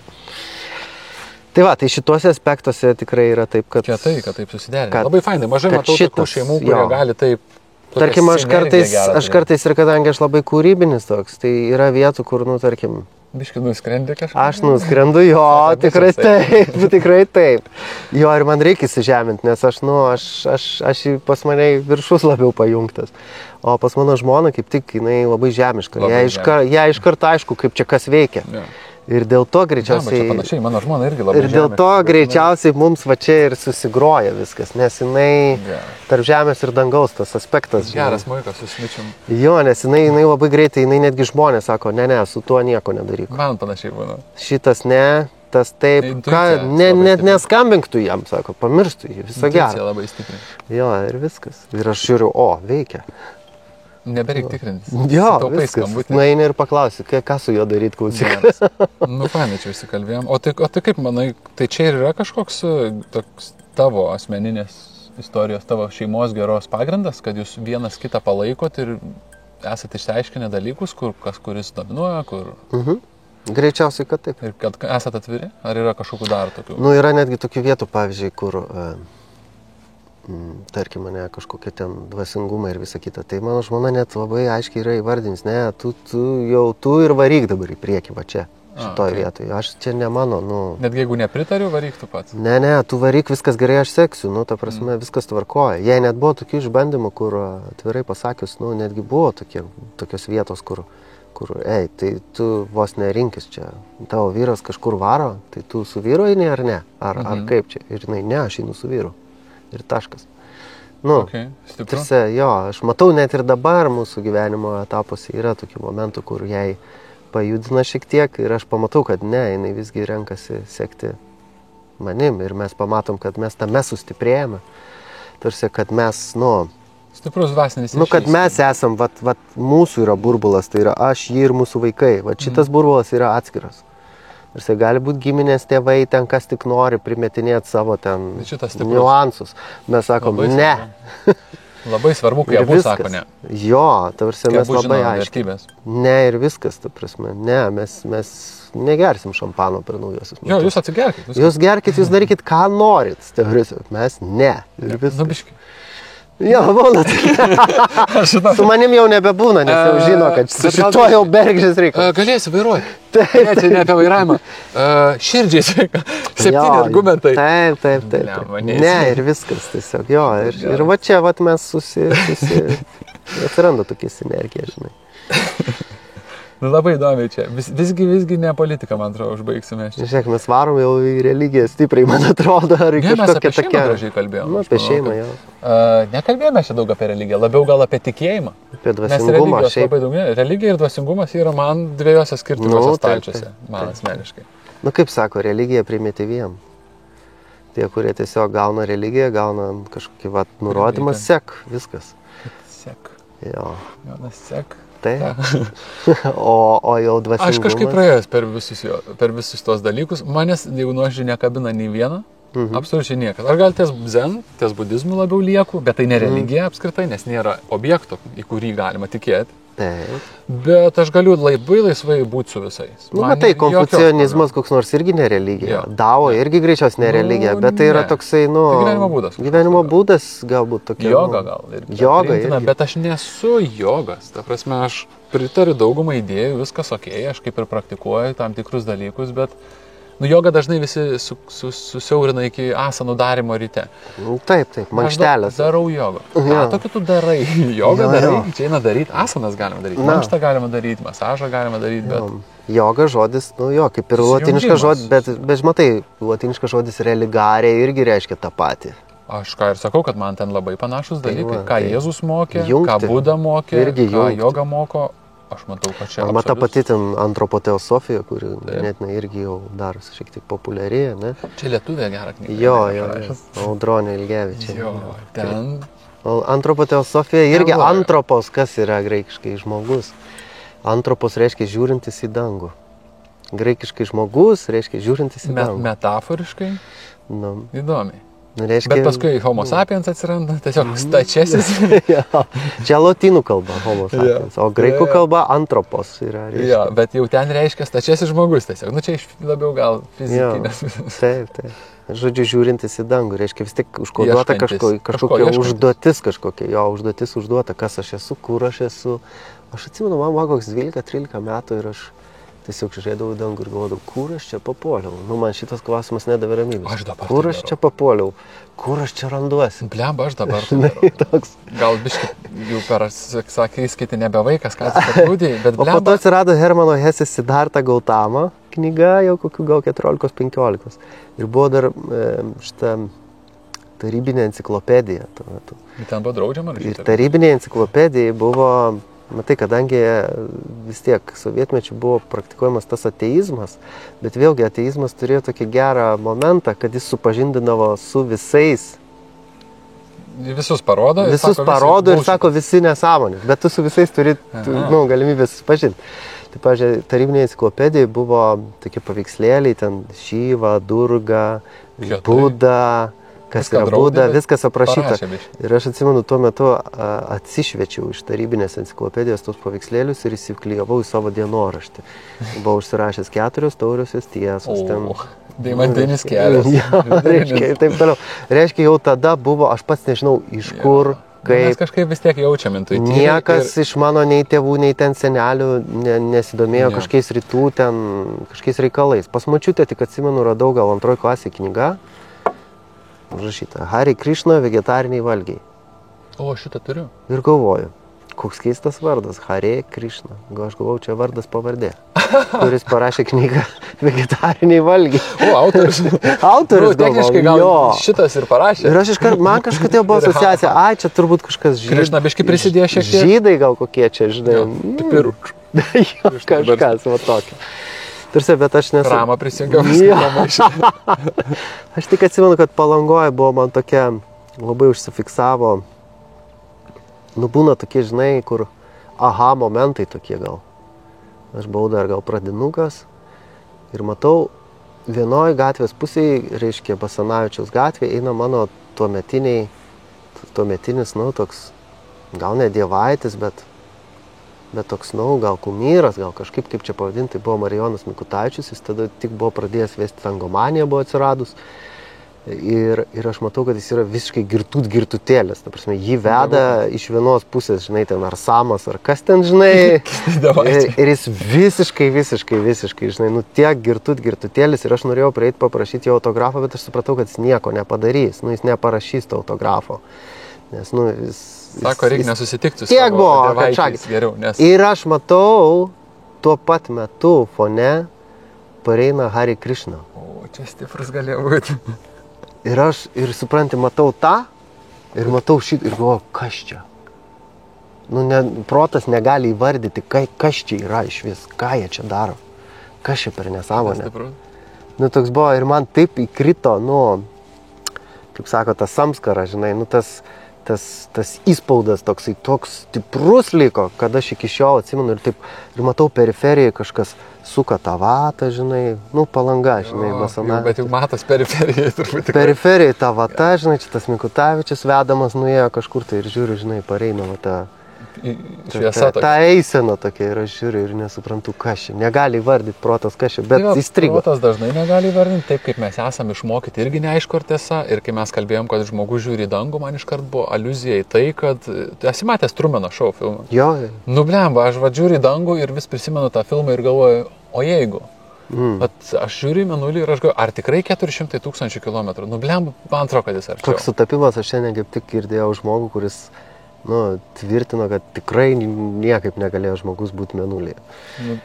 Reiškia, jeigu jis buvo, tai kodėl tarsi technologijos buvo tokios, kad kompiuteris buvo lempinis tais laikais ir užėmė... Mūsų telefonai kažkiek tūkstančių ir milijonų kartų yra dabar galingesni už visą NASA. Jo. Ne, tai dabar Indija tipo nuskrido ten, bet ne žmonės, o ne robotai. Taip, bet tai tada, kodėl dabar mes neskrendame? 400 štukų, žiūrėk, aplink Žemę yra 1000.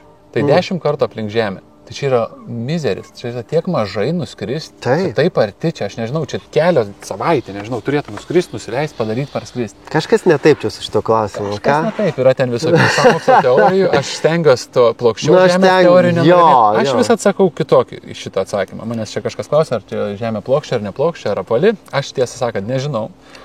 Daleidžiu, kad gali ir plokščia. Gal, ne, aš nebuvau, nepatikrinau, man nėra. Aš neturiu galimybių patikrinti. Taip. Bet vienintelis mano kontrklausimas toks, o kas pasikeistų, jeigu tu, kaip kitaip tu gyventum nuo dabar, arba kas keistųsi, jeigu tu žinotum, kad tiksliai apvali arba tiksliai plokščia? Iš principo niekas. Kas, valgytum tą patį? Aišku, sugriūtų kažkiek tai tų visokiausių iliuzijų, pradėtum kaltinti, kodėl aš visą gyvenimą mokiaus geografijos, kurie buvo sakoma va, taip ir taip ir taip, ar ne, ir panašiai. Ir tada griūna visa švietimo sistema, griūna daug dalykų. Griūna istorija, griūna... O, istorija ten irgi daug yra.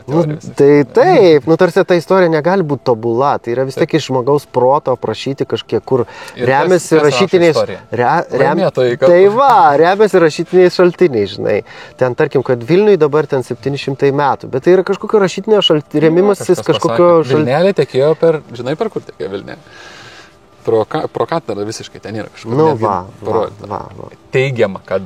Tai žinai, tai vėl galimai, viskas lieka galimai. Šaltinių neliko. Tai aš vis atsakau, o kas keistus, jeigu tu tiksliai sužinotum, kad...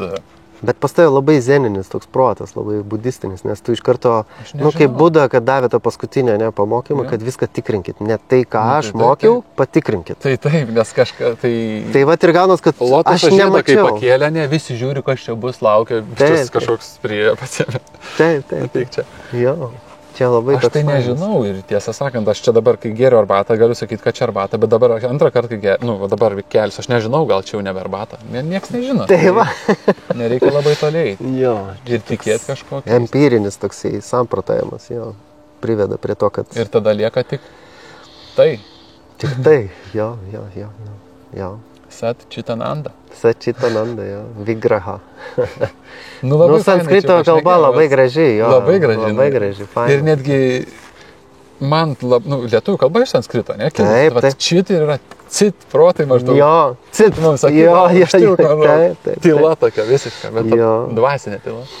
Jo, Bhagavad Gita parašyta irgi to sanskritu, tai aš apie Bhagavad Gita pasakius pirmą kartą, tai rimčiau išgirdau, tai kažkur tai paminėjo Andrius Mamontovas, žinai, ir man kažkaip užsifiksavo, galvoju, gerai, ir tada, jis ir giliai ten tyrinėja, ieškojas ir zeniais ten neblogai, budizmas kažkaip. Taip. Tai jo. Bus turas dabar rimtas jo per Lietuvą visą. Ja? Lapkritį, gruodis, ar gruodį sausį, praktiškai per visus miestus pervažiuoja, žinau. Jo, nesenai kažkiek tai bendravom apie tai. Tai jo, jisai irgi tos pačios turbūt priėjęs išvados, kad religijos ne man. Senai aš manau. Taip, jisai senai jau priėjęs, jo. Tai aš esu tas, kuris greičiausiai taip tokio, aš nepametu savo individualizmo, ta prasme, man įdomu pasižiūrėti, kaip žmonės, tai yra gražu, bet tuo pačiu aš suprantu, kad religija lygiai taip pat gali būti ir toksiška. Kad judėjimuose religiniuose yra padaryta turbūt labai daug nusikaltimų. Ir tie patys netgi, žinai, buvo toks vieną kartą toks labai spontaniškas toksai. Sėdėjom su vienu bičiuliu ir kažkaip tai, aš ten kažką apie rytus.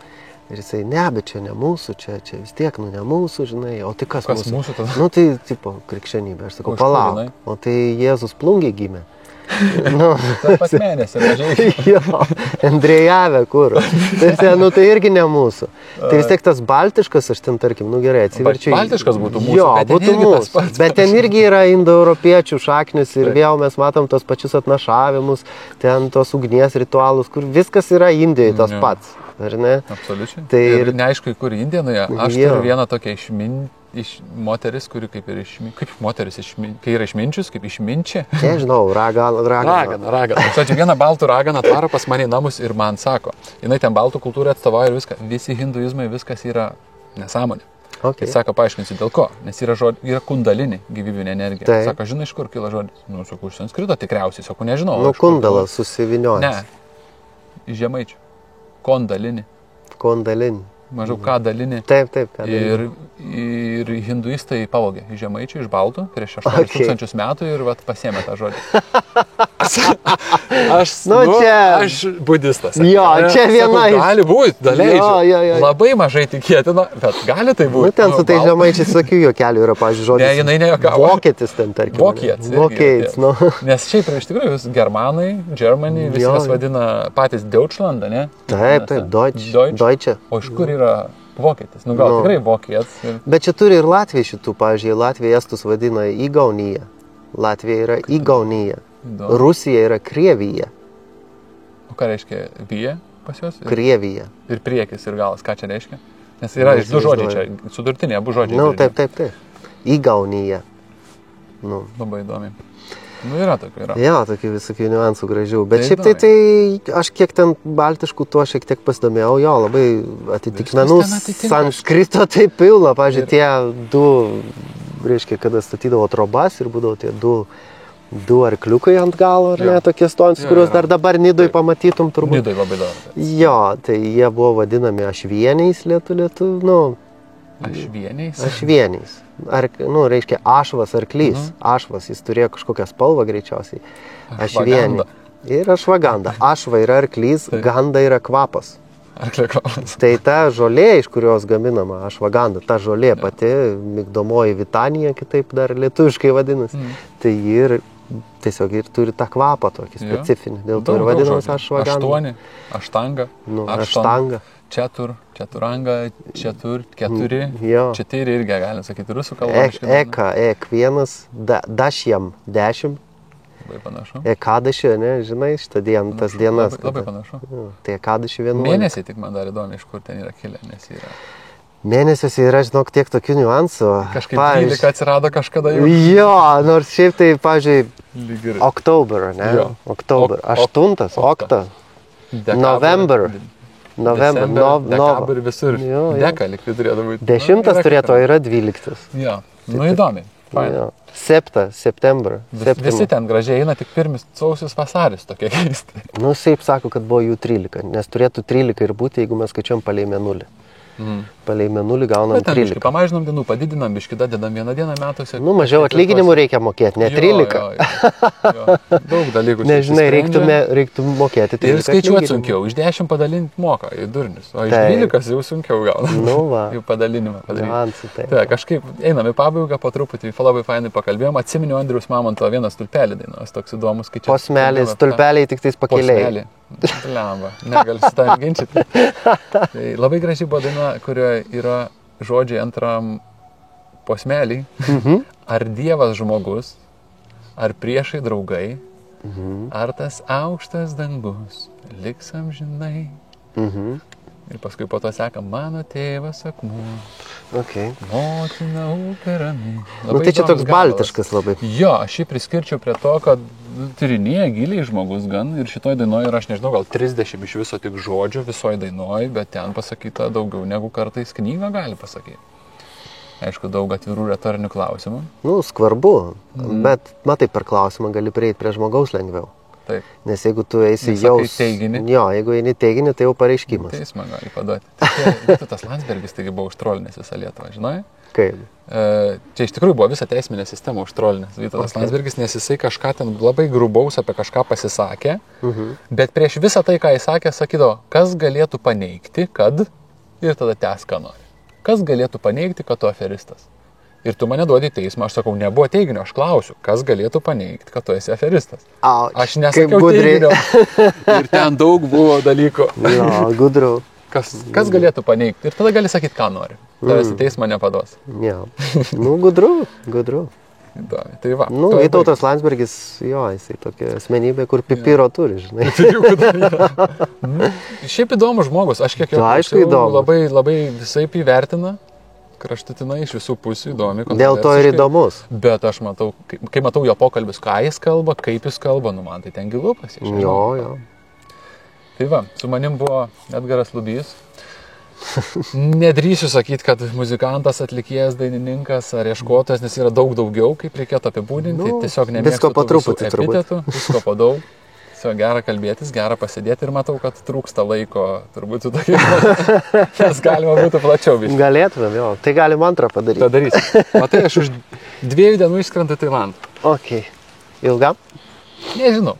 One way ticket. Visada. Prasme, iki kito pavasario tai tikrai, o gal ir žodžiu, žiemą praleisti. Jo, tiesą sakant, aš ten gyvenu ir ten gyvenam, kūrėm, mes darom saloje tokiai fainoj. Fainai. Ir čia grįžtam vasarom, pabūt nes čia fainai, festivalius aplankom žmonės, va tos 10 draugų, su kuriais gera, visą vasarą su jais pabūni. Ir tada sakai, dabar jūs pas mus atvarykit. Okay. Tai kada būsit Tailande, atvarysit, ką tai atvarykit, rašykit, padėsiu prakeliauti, parodysiu kažką. Super, ačiū. Tai ačiū tau labai už arbatą, už pokalbį ir labai fainai čia pakalbėjom. Fainai. Ačiū labai. Namaste. Nu gerai viskas, nebuvo jokių. Jo. Man labai patinka turėti keletą klausimų, kuriuos galima pasikalbėti su žmonėm, bet dažniausiai aš iš jų nieko ir nepaklausiu, nes aš matau, kad nukrypsta pokalbis ten, kuris turi nukrypti. Nes būtų galima bet kur stabdyti ir sakyti, girdi, dabar žiūrėk, papasakok man. Grįžtam čia, Grįžtam, biški čia nusimušom. Labai įdomi būna mane kartais, yra kalbinė keletą kartų, aišku, tu daugiau interviu esi turėjęs, bet turbūt pastebi, kai interviuotojas ar žmogus, kuris tavęs klausinėja, jis turi aiškius klausimus, jis tavęs paklausia, bet jam visiškai neįdomus atsakymas. Ir tada jis tu baigiai, antras, ir toliau visiškai kitką. Vietoj to, kad iš tavo atsakymo sukurtų dar gilesnį klausimą. Taip. Ir tada tu kalbi tarsi su robotu. Nu, matai, čia reikia turėti tokio biškį pajautimą. Bet jeigu žurnalistas, aš tai nebaigęs žurnalistikos. Nu, bet tu pajautimą turi ir viskas. Bet jie irgi turi. Bet vis tiek. Kai kurie turi gerų. Tarsi, yra gerų žurnalistų. Jo, aišku yra. Kapoja gerai. Jo. Bet tu vis tiek pasitikrinai vis taip. Ką? Ne, aš nenorėjau, turėjau, bet nieko neklausiu iš jų. Tiesiog aš turėjau keletą. Kokie buvo klausimai, parodyk, aš tau atsakysiu. Nebuvo čia tokių konkrečių, aš buvau užsirašęs biškį, kad pavyzdžiui, buvo toks, kad, šiaip man buvo įdomu, tu, nors čia kaip ir paklausiu gal tą paskui, kad tu atlieki kelių skirtingų tipų muziką, ne? Viena tai yra ta plačiai visuomenė, kurią tu muzikuoji ir panašiai, ir turbūt tai yra tavo duona kažkiek, o kitas yra, kas tau širdį turbūt labiau, ne? Tai kuri labiau tau įdomu ir kodėl tu vis dar abiejas darai, turbūt abi yra įdomu. Aš dar vieną rolę turiu, tai yra aš rašau kitiem atlikėjams. Jo, šitą, tai čia kaip kompozitorius. Tai čia 3 jau rolės, jo. Jo, nu bet gerai, tu rašai, nes tau labai patinka, ar tu rašai, nes kažkas nuperka tavo tekstą. Ir taip, ir taip. Tai va, tai kažką reikia išgyvenimui, kur galbūt nedarytum, jeigu tai neduotų visiškai nieko. O gal ir daryčiau, žinau, kodėl. Ta prasme... O kam tu rašai dabar tekstus? Dabar kažkaip taip susiklostė, kad rašiau keliem vyresnės kartos atlikėjim. Bet periodiškai su daug atlikėjų esu dirbęs, gal kokį 10 ar 15. Bet su pop scenos žmonėmis? Jo. Tai dabar aš į tai žiūriu netgi truputį kaip į tokią, žinai, susitinki su to atlikėjai, dirbi studijoje ir tu bandai iš jo kažką, atvert, kažką įdomaus, kažką... Bet nėra sunku, gerai, gali paminėti keletą jų, jeigu nepaslėptis. Mija, Vaidas Baumila, Kastytis Kerbedis. Sipavičius. Tai nėra patys dvasingumo viršūnė esantys žmonės. Ne? Tai jiems reiktų vis tiek pop teksto, ne? Kur turi kartotis tam tikri žodžiai tokie kaip žvaigždė. Likėjimo dovana. Tada bus super geras gabalas, nes yra visi super geri žodžiai. Tai ar tau, čia būtų įdomus klausimas, ar tau nesikerta tai, ką tu jauti savo viduje ir kai reikia parašyti gabalą, kuris bus populiarus plačiai visuomeniai? Matai, visada aukštesnė sąmonė lengviau perkerta žemesnė sąmonė. Taip. Yra tas momentas. Tu visada gali, labai ten susidvasint ir išskrista, ne? Taip. Bet koja ant žemės. Koja ant žemės turi būti, tai va. Tai iš tos tokios tėkmės, kadangi ji begalinė ta tėkmė ir variantų ten įvairiausių, tu gali parašyti ir labai kažkokį dvasingą tekstą ir gali parašyti, ganėtinai paprastai ir vis tiek tam, paprastume irgi yra. Irgi yra grožio. Ja. Aš akcentuoju dažniausiai į ką, kada rašau dainą, kuriuo, aš akcentuoju į grožio kūrimą. Tai turi būti gražu. O gražu gali būti visaip. Gali paprastumas labai. Gali būti labai paprastai, bet, gražu, kažkokia akimė. O nes nori įterpti kažko biškį iš... O matai, čia jau gaunas, aš jau noriu biškį, va čia kažką žiūrėkit, klausykit, aš čia būsiu, va jau toks, va truputį dvasingas. Ir va čia, va, tai yra aukštos vertės kažkas, tu nori vis tiek įdėti aukštos vertės ir į tą dainą, kurią klausys galimai tūkstančiai žmonių. Tai tą aš muziką panaudoju jau, ką sakiau, va savo toj veikloj, žinai, tai ten ir yra toks dalykas, kad mantra, jinai realiai neturi kažkokio, žinai, reikšmės. Turi, bet neturi. Turi, bet neturi. Ir tada ir gaunas, kad tai apjungia visus žmonės. Tai gali būti žmogus, kuris pirmą kartą girdi ir iš vis nesupranta, kas čia yra. Gali žmogus, kuris kasdien galbūt klauso mantrų ir jam įdomu, wow.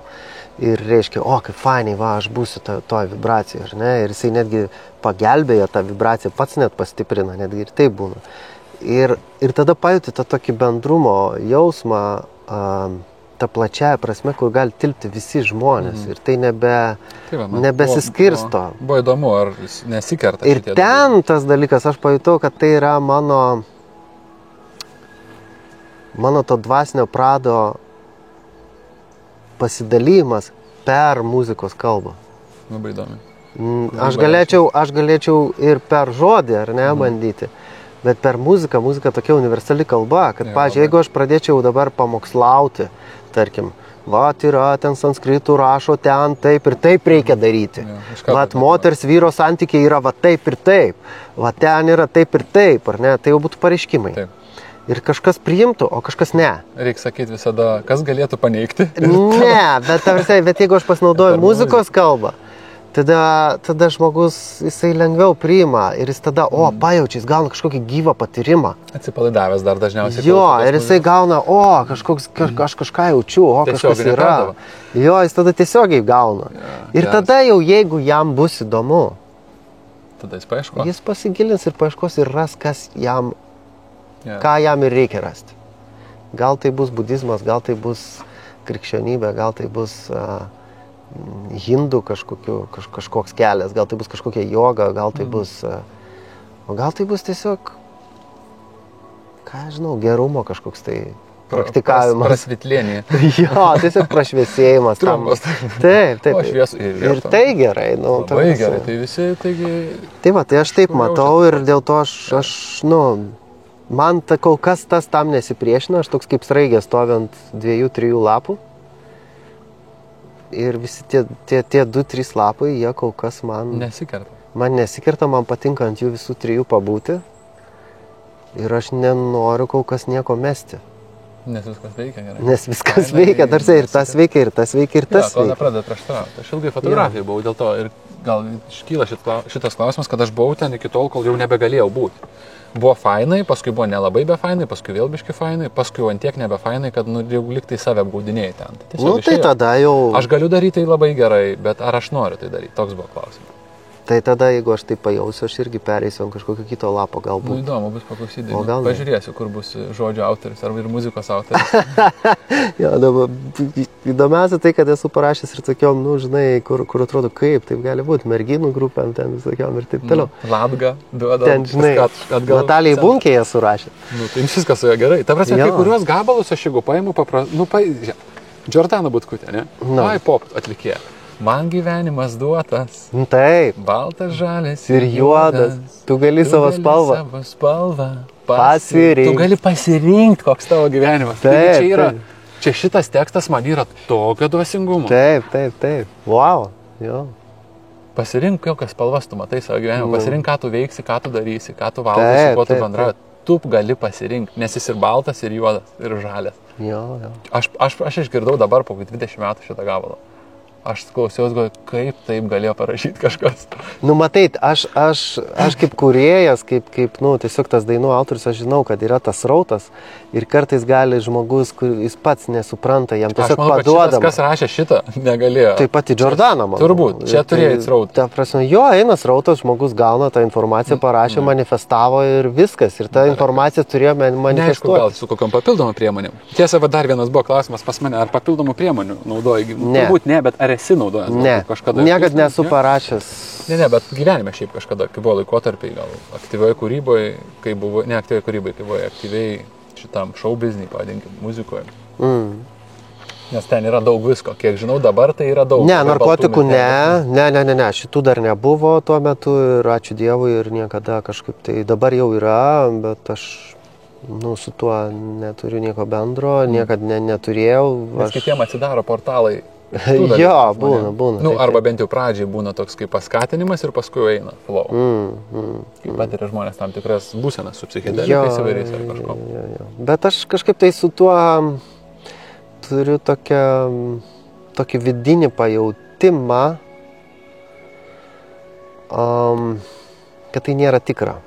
Kad duodamas tas, duoda tą patyrimą, stimulą, tau gali duoti, kad išmušti iš tos iliuzijos šiek tiek, ar ne, tokį išmušti iš to komforto, tavo iš to susikurto kažkokios būsenos, bet ta būsena, netikra. Aš labai abejoju, ar ji tikra, greičiausiai, kad ne, o tai, kas netikra, neturi tęstinumo ir neturi, tada tada gali išsivystyti tiesiog addiction, tu būsi, labai realu. Tu labai norėsi vėl tos būsenos ir vėl ir tu esi tada viskas, tai gaunas, kad tai tavo narvas, tai jau viskas, tu jau... Įsikalinė. Jo, įsikalinęs jau čia labai atsargiai reikia. Nes dvasingume beje, bet kuriam yra labai daug iliuzijos. Absoliučiai. Ir ten,